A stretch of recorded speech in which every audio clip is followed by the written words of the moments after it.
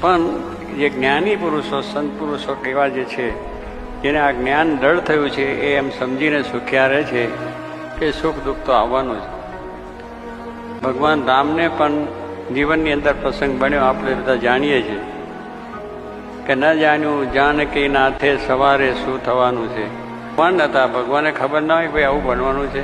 અંતર્યામી કહીએ છીએ, બધું કહીએ છીએ કે આપણે બધા વાત એમ કરીએ કે ભગવાન હતા ને ભગવાનને કેમ ખબર મળી. ભગવાનને આપણે માનીએ છીએ, પૂજા કરીએ કે એનાથી બધું આમ થાય ને તેમ થાય, આવા સંકલ્પો આપણને થાય. પણ જે જ્ઞાની ભક્તો છે, ભગવાનને ઓળખે છે, જાણે છે, ભગવાન તો અનંત ચરિત્રો કરે, મનુષ્ય ચરિત્ર કરે અને દિવ્ય ચરિત્રો પણ કરે. પણ એ આપણા જીવનને બતાવવા માટે, એમાંથી આપણે પ્રેરણા લેવાની છે કે આ મનુષ્ય લોકમાં આવ્યા છે, એટલે મનુષ્ય લોકમાં આવ્યા છે માટે એમાંથી આપણને પ્રેરણા મળે, એટલા માટે એ ચરિત્ર કરે છે. પણ એમના જીવનમાં કેમ બન્યું એવો આપણો પ્રસંગ થાય